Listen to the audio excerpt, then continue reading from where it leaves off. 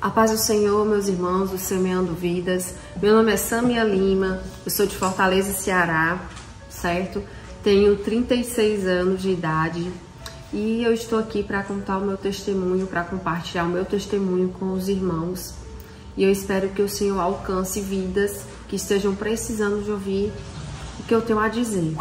Primeiramente, eu queria deixar duas passagens bíblicas aqui em Deuteronômio 32, 39.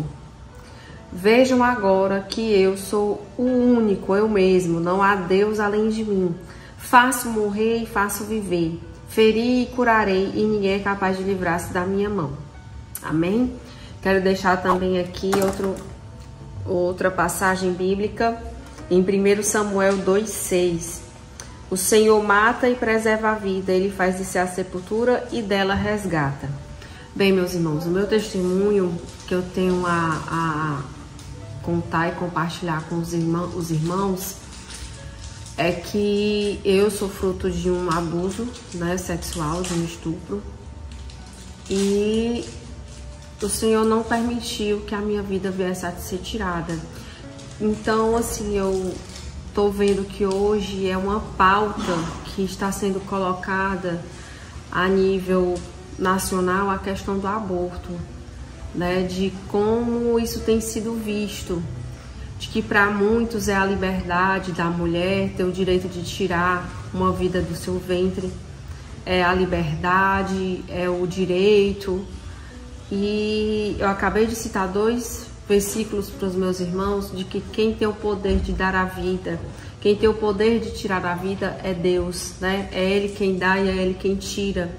Não é o homem ou a mulher que tem o poder de fazer isso. E quem faz isso é assassino, Tá tirando a vida de um inocente, de uma vida que não fez nada. E ainda mais, é pior do que um criminoso mesmo que mata um adulto, Você tá matando uma criança que não tem defesa nenhuma, Um feto que não pode fazer nada.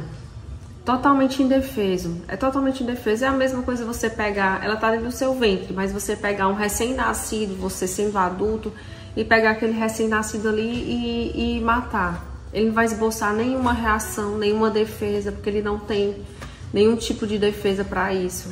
É a mesma coisa ou até pior dentro do ventre, E eu vou relatar desde como aconteceu com a minha mãe, desde a história da minha mãe, como é que foi e o porquê que isso aconteceu.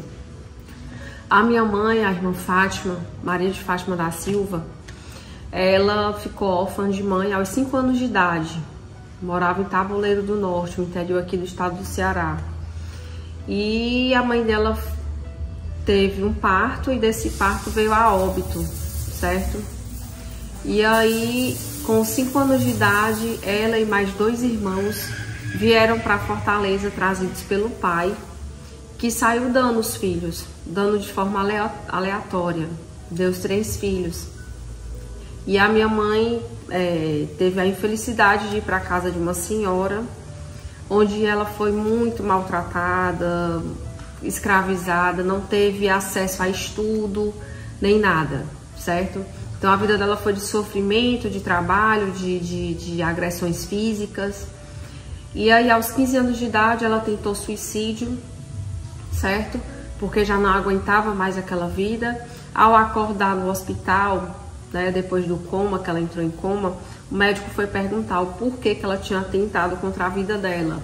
E aí ela relatou a situação em que ela vivia, em que ela se encontrava, e o médico aconselhou ela a fugir de casa e procurar uma rádio em busca de ajuda. Uma rádio para que ela pudesse arranjar um emprego de doméstica, alguma coisa assim. Assim ela fez. No outro dia que ela retornou do hospital, ela fugiu com a roupa do corpo, foi em busca de ajuda, chegou a trabalhar em casas de família apenas pela comida e pela dormida, e foi uma vida de sofrimento. E o sonho dela era estudar. O sonho dela era estudar porque ela passou a vida toda trancafiada dentro de uma casa. E começou a estudar, fez a primeira série, segunda, terceira. E aí ela estava na terceira série, estudando num colégio lá em Parangaba. ela, ao ir para casa, num belo dia que a aula terminou mais cedo, o meu pai estudava na mesma escola, certo? Numa série mais avançada, que ela era muito atrasada, já era uma jovem com 18 anos, certo? Ela fugiu aos 15, quando ela estava na terceira série, ela já era uma jovem de 18 anos de idade para 19. 18 para 19. E não tinha muito conhecimento da malícia do homem, não tinha muito conhecimento da vida aqui fora. Fazia pouco tempo, né, que ela tinha fugido, tinha saído daquela prisão. E o meu pai chamou ela: Fátima, tem um atalho pra gente ir pra casa. Ele morava no mesmo bairro. E tem um atalho pra gente ir que é muito rápido. Vamos com a gente? E ela foi. E ali, no percurso, eles foram pelo trilho do trem. No percurso, o meu pai veio a violentar minha mãe, com a ajuda de um amigo que a segurou. E dessa violência, né, a minha mãe veio a engravidar. E quando isso veio tornar público, né, quando a bomba explodiu, dela ter que contar, ela encontrava-se grávida, foi uma confusão tremenda na escola, com a direção, queria expulsar ele da escola, queria que ele fosse preso.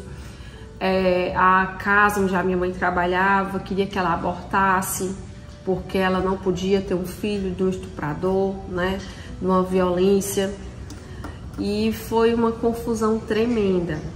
E a mãe do meu pai e a avó dele eram duas servas de Deus, assembleanas, que foram conversar com a minha mãe, né? Falar sobre a palavra de Deus, falar sobre a vida e falar que ela não tinha ninguém.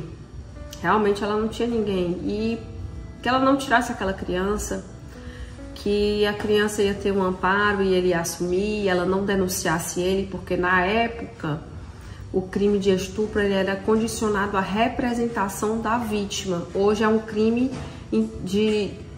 público incondicionado, independente da vítima denunciar ou não, ele vai ser apurado e a pessoa vai ser penalizada por isso, porque é uma ação pública incondicionada, independe da vítima denunciar ou não. Naquela época era uma ação pública condicionada à representação da vítima. Então a vítima teria que ir até a delegacia e fazer a representação contra o agressor. Então toda a questão ficou em cima disso, da minha mãe ir ou não ir. Então a minha avó e a bisavó, né, foram conversar com ela para que ela não fizesse isso, que se ele fosse preso, ele não ia sustentar a criança, e aí ele, estando solto, ele iria assumir, e que ela não podia tirar a vida de uma criança, e pregaram para ela e tudo. Já na casa em que ela trabalhava, já estava tudo planejado. Deram um remédio abortivo para minha mãe, né? Sem ela saber, ela tomou esse remédio abortivo, e o Senhor fez com que ela passasse mal, e ela começou a provocar muito, né? E colocou todo aquele remédio para fora, não vindo ocasionar nada contra mim. Posteriormente, a minha mãe, ainda naquela casa em que ela trabalhava, ela estava chegando num ambiente da casa e estavam conversando o seguinte: não, nós vamos levar ela para o médico, dizer que é uma consulta, que é um pré-natal, que é uma consulta. Quando chegar lá, ela é sedada e tira essa criança, né? Tira essa criança para não vir causar mais nenhum dano para ela, porque todo mundo tinha pena da minha mãe, porque ela não tinha pai, não tinha mãe, não tinha irmão, não tinha nenhum parente, não tinha nem onde morar, né? Então a circunstância em que ela vivia era muito crítica. E aí, ao ouvir, tomar conhecimento sobre isso, ela se recusou a ir para qualquer médico. Ela não ia para médico, ela não fez pré-natal, ela não fez nada. Até na época que já estava a termo para eu nascer, ela não queria ir. Eu nasci fora do tempo, passando do tempo, porque ela tinha medo de ir e a criança ser tirada, né? Fazerem um aborto contra a vontade dela. E isso ela não conhecia a palavra de Deus. Era uma pessoa que não tinha nenhum tipo de fé, nenhum tipo de temor a Deus. Mas ela disse para mim que o pensamento dela era o seguinte, que a criança não teve culpa nenhuma, né? por que ela iria matar aquela criança que não teve culpa de nada. E assim, meus irmãos, eu via nascer, né? E para honra e glória do Senhor, mesmo sem pré-natal, mesmo sem nada, uma criança saudável, né? Para a glória de Deus. E depois a minha mãe ficou na peleja de não ter casa para trabalhar, porque além de ter que trabalhar, morar na casa em que trabalhava, tinha uma criança também junto com ela. Então foi muita luta, muita peleja, mas o Senhor deu vitória. Quando eu tinha 1 ano de idade, minha mãe veio conhecer ao Senhor Jesus através de uma pregação numa rádio. Ela aceitou Jesus. Logo em seguida ela foi batizada com o Espírito Santo também através da rádio, ouvindo a palavra de Deus. E ali ela estava numa sede tremenda do Senhor e começou a pedir a Deus para dar um emprego a ela numa empresa, né? Uma firma, um emprego de carteira assinada. E assim ela orava dia e noite e o Senhor abriu essa porta. Ela começou a trabalhar numa loja que tem até hoje, que é as Casas Alves, e ela começou a trabalhar lá. Mas e aí? Quem é que ia cuidar da Sâmia? Onde é que a Sâmia iria morar? Né? Então uma irmã da igreja se propôs a cuidar de mim. Só que essa irmã tinha outros filhos também, tinha os afazeres de casa, tinha muitos filhos na casa. E aí eu ficava ao léu no terreno lá da casa, e brincando na areia, e não tinha aquele cuidado de mãe, né? Então eu comecei a ficar com o corpo cheio de ferida, piolho, e a minha mãe me viu numa situação muito delicada. E aí ela ligou para uma amiga, né, uma senhora, que ela conheceu quando ela trabalhava numa casa cuidando de um idoso. E essa senhora me conheceu e gostava muito de mim, tinha um carinho muito grande por mim. E a minha mãe ligou para essa senhora, que é a dona Anita, que eu a chamo de tia até hoje. E a Anita disse: Fátima, eu vou buscar a Sâmia para cuidar dela, mas eu só lhe devolvo ela quando você estiver casada com a sua casa, é que eu a devolvo. Enquanto isso, eu não vou devolver ela. E a minha mãe se viu numa situação tão delicada que ela aceitou. Então, fui morar no interior do Ceará, a 100 quilômetros da capital, a 5 quilômetros da onde a minha mãe se encontrava. E aí, passei a morar lá com a Anita, só vendo a minha mãe de 15 em 15 dias. Isso eu tinha 2 anos de idade já.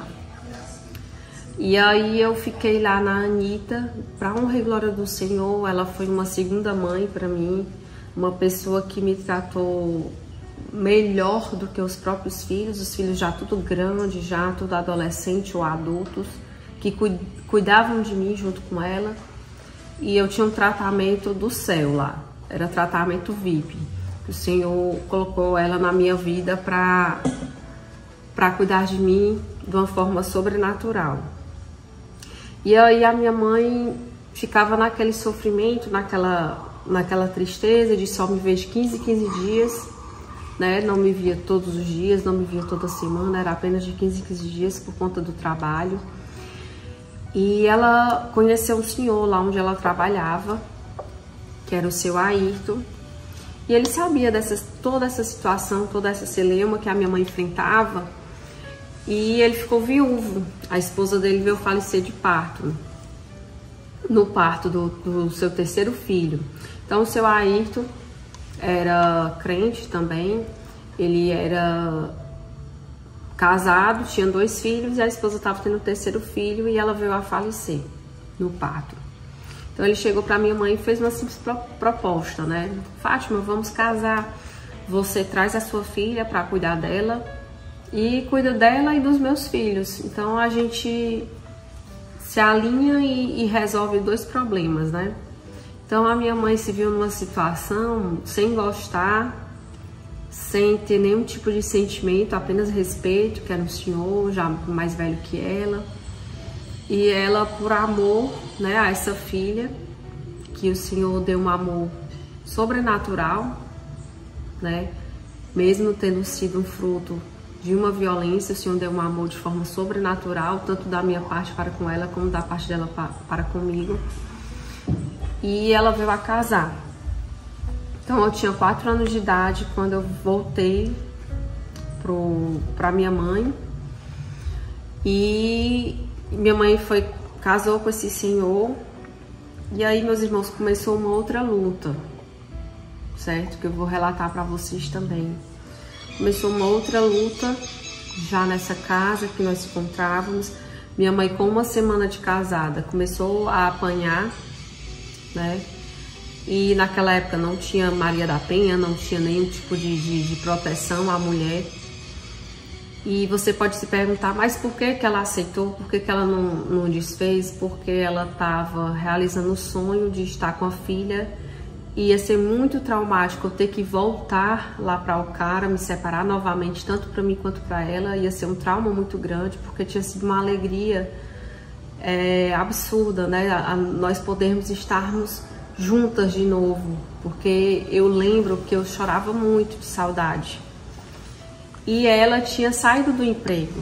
Ela trabalhava lá na loja, ela saiu do emprego para cuidar da filha e dos filhos do seu Ayrton. Então ela é uma pessoa sem casa, sem parente, sem ninguém. Então ela se viu de pés e mãos atados, não podendo sair daquela situação. Então foram anos de muita luta, de muita peleja, em que aconteciam agressões físicas, né, do meu padrasto com a minha mãe. E eu presenciava tudo isso. E aí o tempo foi passando e aí a luta foi tomando um novo rumo, né? O meu padrasto começou a ficar muito desempregado, a gente começou a passar dificuldades financeiras, dificuldade de pão mesmo, de receber doações para não passar fome, né? E eu lembro que nós fomos morar numa casinha muito humilde, era a mais feia da rua. Ela tinha uma sala, uma cozinha e um banheiro de alvenaria e 2 quartos de taipa. 2 quartos de taipa.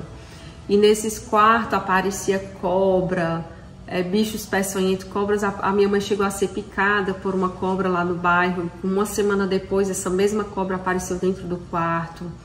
Então era uma situação de muita peleja, tinha um cunho espiritual também nisso tudo, né? E aí, meus irmãos, teve uma época em que a gente lá nesses quartos de taipa, estávamos dormindo, quando o quarto começou a desabar, porque estava tendo uma chuva muito forte. Então o quarto desabou, a metade da parede começou a se desmanchar, porque taipa é o barro com a madeira. Depois os irmãos pesquisam, quem não sabe, mas eu acredito que todos sabem o que é taipa. E começou a desmanchar e o quarto desmoronar e a gente teve que sair às pressas. Graças a Deus não caiu todo, não feriu ninguém, mas teve que ir todo mundo ir dormir dentro de uma sala, uma salinha pequena, todo mundo dormindo dentro de uma sala, era um por cima dos outros, era bem dificultoso mesmo, uma situação bem delicada. A casa era a mais feia da rua, nós éramos criticados, morava no curral. Então, assim, amizade eu não tinha, porque eu era a mais pobre lá da rua, a mais pobre da escola, ninguém queria ter amizade comigo. Eu tinha uma roupa para vestir, tinha que tirar para lavar para poder vestir de novo, não tinha roupa para ir para a igreja, não tinha roupa para nada, era uma muda só, e que tinha que tirar para lavar e aguardar secar para vestir de novo. E aí, com 7, 8 anos de idade, eu vendia desinfetante, que boa, vendia na escola. Eu perguntava aos meus amigos, né, o pessoal da escola, amigos, aspas, né, perguntava aos colegas, fala com a tua mãe, vê se ela não quer que boa, se ela não quer desinfetante, que aí eu vou deixar. Aí no outro dia eu perguntava, e aí, fala com a tua mãe, ela vai querer? E alguns faziam isso e eu ia deixar. Levava uma em cada braço, só conseguia levar 2 garrafas, que era garrafa PET de 2 litros.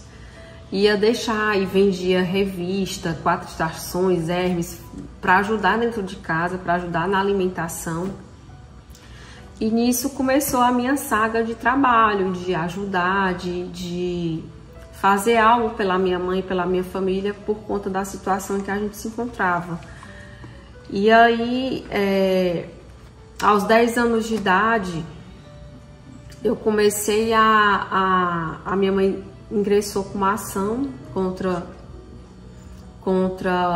o meu pai, né? Porque ele me registrou, ele me registrou na época, Porém, ele nunca contribuiu com nada, financeiramente falando.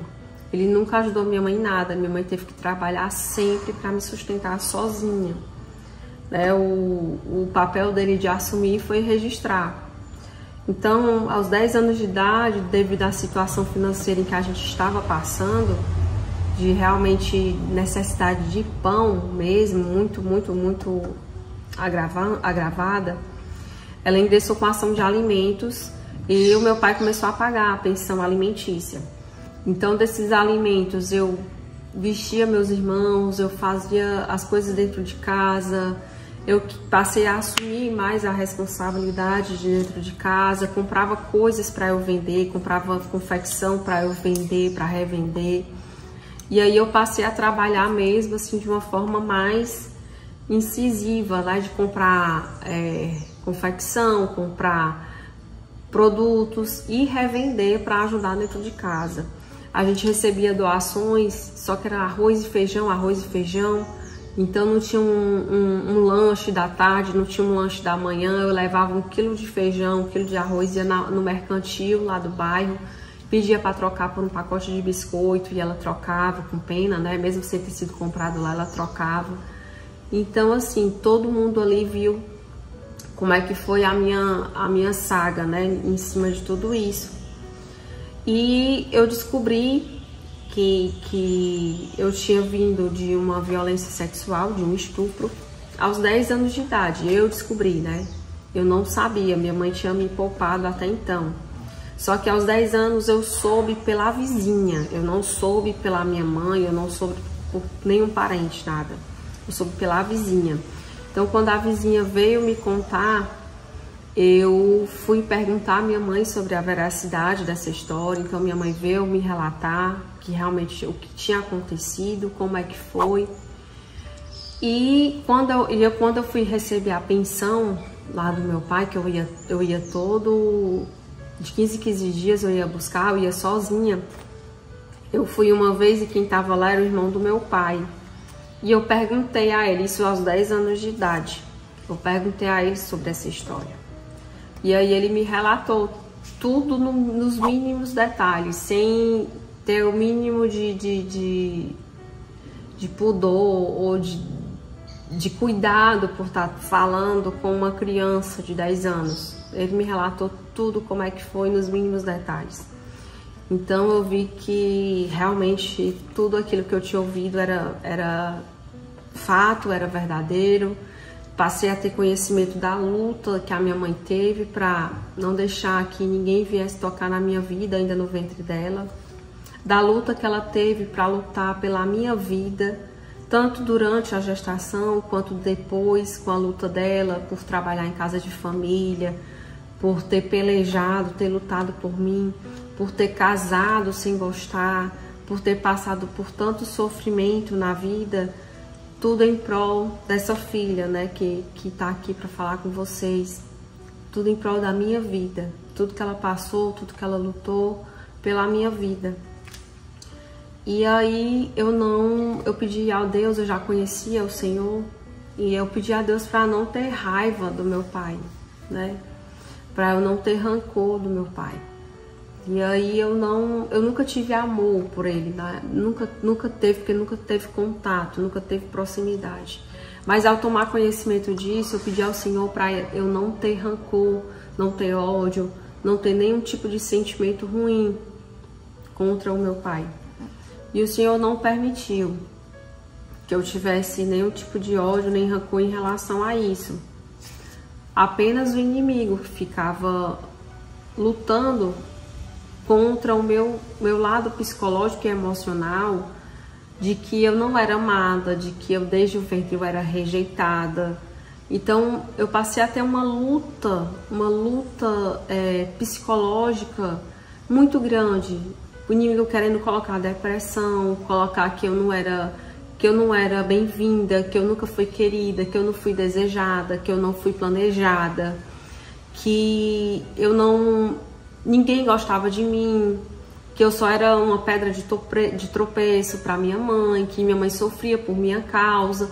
Então o inimigo ficava lutando muito né, e querendo trabalhar e colocar sentimentos no meu coração, sentimentos de depressão, de tristeza, de que eu nunca fui amada, porque também em relação ao meu padrasto, eu sempre fui rejeitada, sempre fui amaldiçoada com palavras que só o Senhor que repreendeu todo tipo de palavra de maldição contra a minha vida, que era lançada contra mim pelo meu padrasto. Então, assim, eu nunca fui bem-vinda, né, para o meu pai, para o meu padrasto. Então, o inimigo queria trabalhar em cima disso. Mas o Senhor, com a sua forte mão, o Senhor com o seu amor, Ele me fez enxergar que não importa como é que eu vim ao mundo, que não importa da forma que eu vim, que eu sou importante sim, e que desde o ventre da minha mãe Ele me escolheu, que Ele tinha um propósito para a minha vida. Amém. Que o Senhor tinha algo especial, que eu tinha um propósito aqui nessa terra, e que minha vida era muito preciosa aos olhos dEle. Então o Senhor ficava ali, ó, me dando consolo, falando ao meu coração que eu era importante sim, que eu era uma filha amada, que eu vim ao mundo porque Ele quis, porque Ele tem propósito.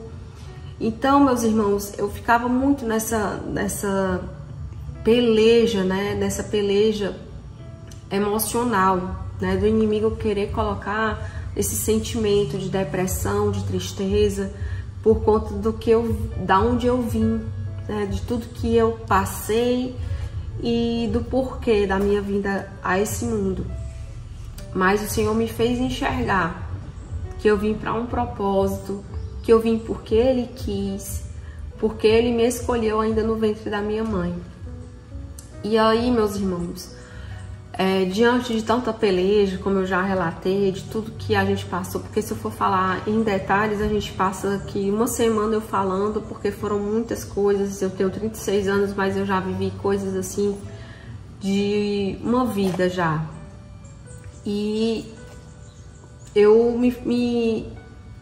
foquei em ajudar a minha mãe a tirar ela daquela situação.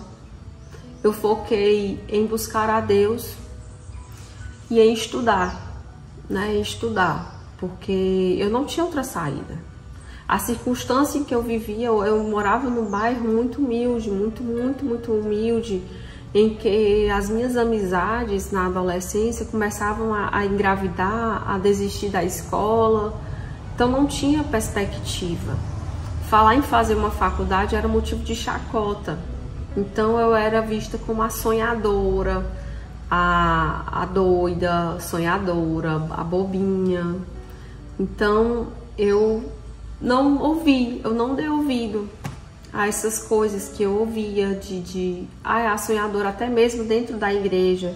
As minhas amizades na igreja, as minhas amigas, elas falavam que eu era sonhadora. Ninguém acreditava, né, que eu poderia estudar e tentar fazer uma faculdade. Eu ouvia que pobre não podia fazer faculdade, que eu estudei em colégio muito ruim, colégio muito ruim, com ensino muito decadente, não ia conseguir passar em nada. Então, aonde eu ia, eu ouvia esse tipo de palavras de desânimo, né? Mas eu não dei ouvido. Eu quero até deixar para os meus irmãos 1 Samuel 17, 28, quando Samuel foi ali, né, no campo ali de batalha contra os filisteus, e ele conversando com um dos guardas, o seu irmão, né, Eliabe, ele irritado perguntou o que é que ele tinha ido fazer ali, né? E aí Eliabe perguntou a Davi o que é que ele tinha ido fazer ali, né? E Davi disse assim: será que eu não posso nem mesmo conversar? Então ele se virou para os outros homens e continuou conversando. Então ele não deu ouvido que Eliabe falou. Eliabe falou coisas absurdas a Davi para ele se retirar dali. E Davi não deu ouvido. Davi simplesmente se virou e continuou, né? E ele não deu ouvido às palavras de Eliabe. E assim eu fiz também. Eu não dei ouvido às palavras dos Eliabes na minha vida. As palavras de depreciação, as palavras de que eu não ia conseguir, né? Mas assim como Davi, ele ele matou um urso, matou um leão e ele venceu o gigante.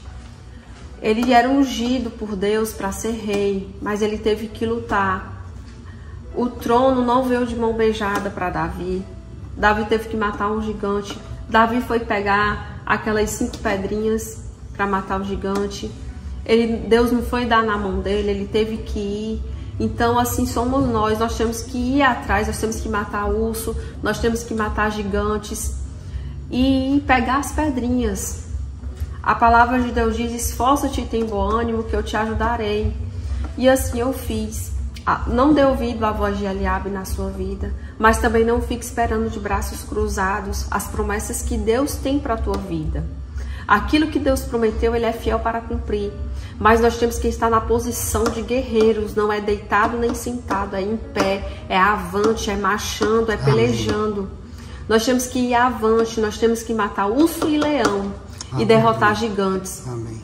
Então, meus irmãos, e aí começou a minha saga. O inimigo, os Eliabes falando que eu não poderia, e eu lutando para matar gigantes e leões e ursos. Então eu ia fazer um curso que estava tendo aqui em Fortaleza, em que eu tinha que andar mais de 10 quilômetros a pé para chegar lá, sem dinheiro para comer, sem dinheiro para nada. Eu ia de trem e andava ainda mais ou menos essa distância.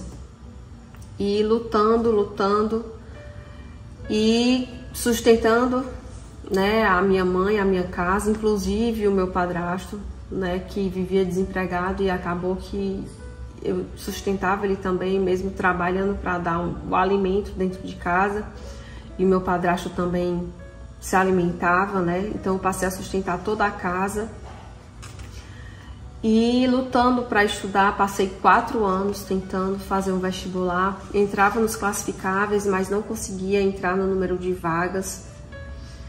E foi quando, em 2007, eu terminei meus estudos em 2003. Em 2007, para honra e glória do Senhor, eu passei para direito, né, que eu ganhei uma bolsa 100%, uma bolsa integral, e passei para direito. E eu digo que não foi o direito que, não foi eu que escolhi o direito, foi o direito que me escolheu, né? Propósito do Senhor na minha vida. E eu passei a fazer direito. E era difícil porque eu morava muito distante, eu morava na cidade de Pacatuba para Fortaleza, muito distante. Tinha que pegar 2 ônibus, era mais de 2 horas de viagem. E o Senhor foi comigo. No 2º semestre eu comecei a trabalhar com emprego mesmo. E eu passei a faculdade toda trabalhando. Eu estudava de madrugada para as provas, para poder fazer minhas provas, porque eu saía 6 horas da manhã e chegava meia-noite em casa. Então foi pelejas, foram gigantes, foram anos difíceis que hoje eu não consigo ver como é que eu aguentava, como é que eu suportava. Mas o Senhor é quem dava força. O Senhor era quem sustentava com a destra da sua mão, porque Ele tinha propósito e Ele é fiel para cumprir, né? E aí eu concluí a faculdade em 2012. Passei na UAB ainda no 9º semestre, antes de terminar o curso, não por mérito meu, mas do Senhor. 100% do Senhor, mérito do Senhor Jesus, que é misericordioso, porque eu não tinha tempo para estudar, eu não tinha tempo algum para estudar, né? Eu estudava, o dia que eu estudava era de madrugada, na época das provas, que eu tinha que passar a noite acordada estudando. Então foi para honra e glória do Senhor, porque Ele sabe de todas as coisas que eu precisava trabalhar para poder dar continuidade a sustentar minha mãe, sustentar meus irmãos, a minha casa. E o propósito do Senhor, meus irmãos, o que seria da minha família se eu tivesse sido assassinada? Porque o nome certo é esse, um aborto é um assassinato. Se eu tivesse sido assassinada, no ventre da minha mãe, o que é que teria sido da minha família, né? Então eu vejo que o propósito do Senhor foi para cuidar da minha mãe. Eu vim ao mundo para cuidar da minha mãe. Muitas vezes eu brinco que eu vim para ser mãe dela, né? Porque Deus colocou esse propósito no meu coração de cuidar dela, de ajudar ela. E desde os meus 8, 10 anos até os dias de hoje, que eu venho cuidando da minha mãe e consequentemente dos meus irmãos. E em 2014 o Senhor recolheu, né, o meu padrasto. Em 2013 eu comprei uma casa para minha mãe. E o propósito do Senhor na minha vida, na vida da minha família, ele foi entendido, né, de uma forma do porquê que eu vim ao mundo. E eu quero deixar para você que está ouvindo esse testemunho, que conhece alguém que passou por algum abuso, ou você mesma que passou por algum tipo de abuso, algum tipo de violência, ou que teve, tá com uma criança no seu ventre de um relacionamento que você não queria, que foi uma coisa acidental, e que você está pensando em tirar a vida dessa criança. Meu irmão, minha irmã, não deixe isso acontecer. Você que conhece alguém que está nessa situação, não deixe. Essa criança, ela tem um propósito aqui na Terra. Ela não tem culpa de nada que aconteceu com você. Essa criança é uma inocente. Não mate essa criança. A vida, quem dá é Deus. A vida é um dom de Deus. Se você não quiser essa criança de forma nenhuma, tenha essa criança e dê para adoção. Mas não tire a vida dela. Não tire a vida de uma criança, porque uma vida é muito preciosa aos olhos do Senhor. E nós não podemos, nós não temos esse poder de tirar a vida de ninguém. E eu quero deixar aqui, finalizar com meus irmãos, em 2 Crônicas 6. 2 Crônicas 6, do 12 a 15. 2 Crônicas.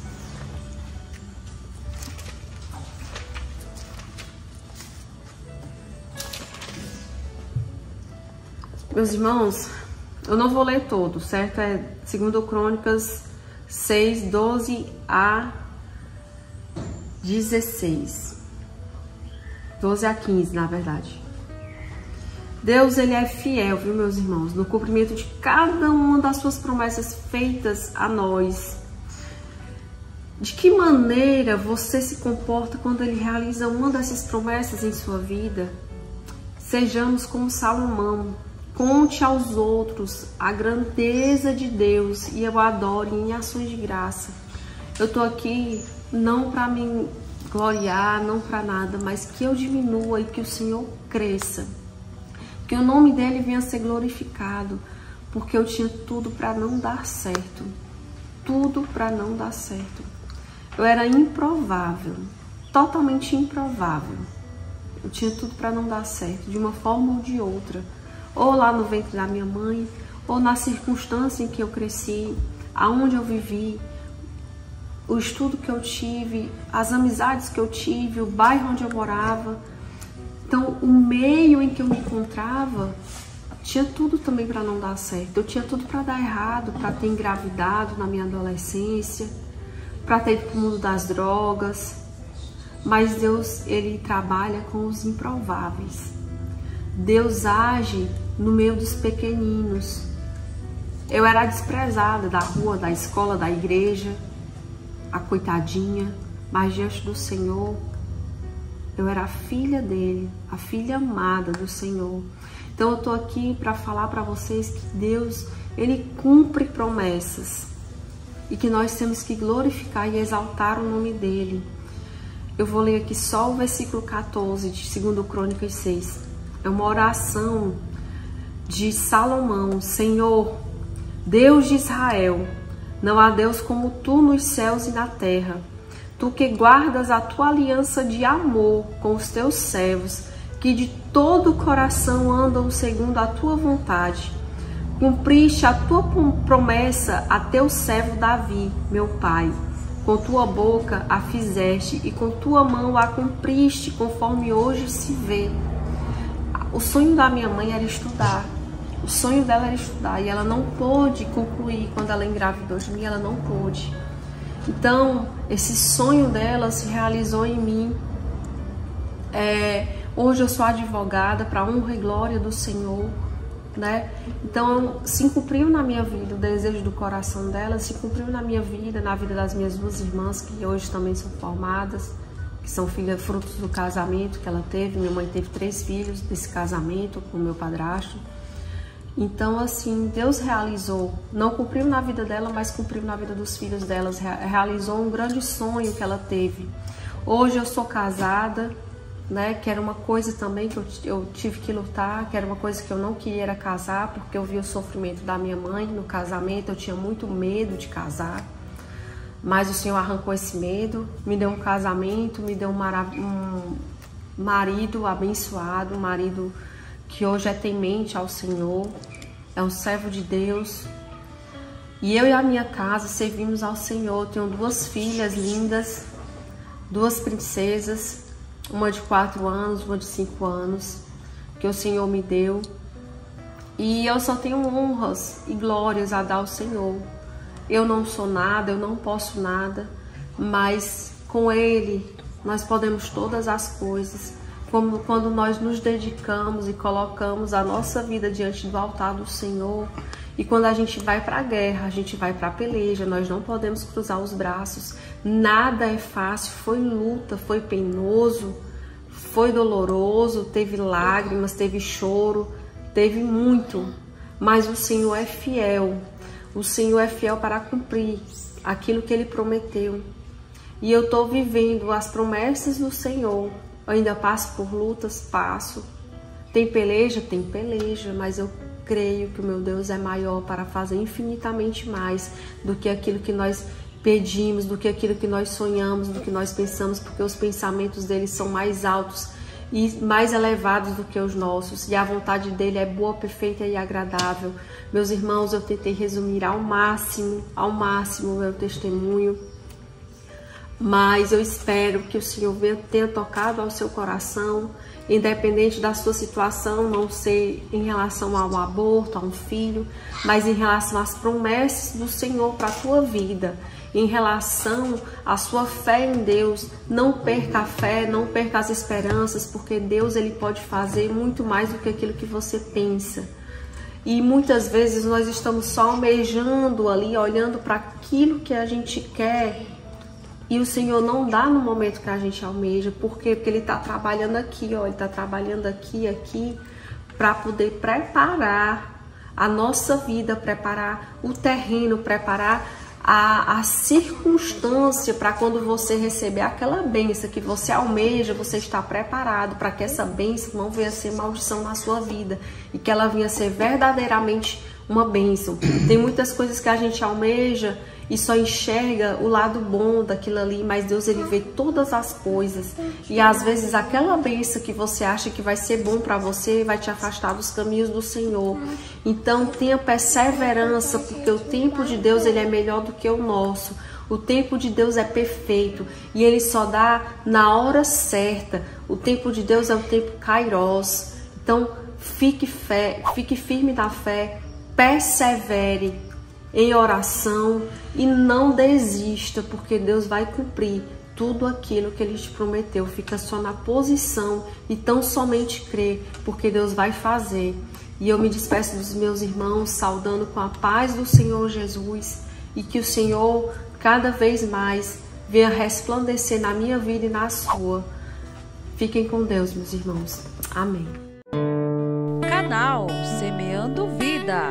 Deus dá o crescimento à semente que é plantada em terra boa. Deixe aqui o seu comentário, se inscreva no canal e ative as notificações para receber mais conteúdos que irão abençoar a sua vida. Até a próxima e fiquem com Deus.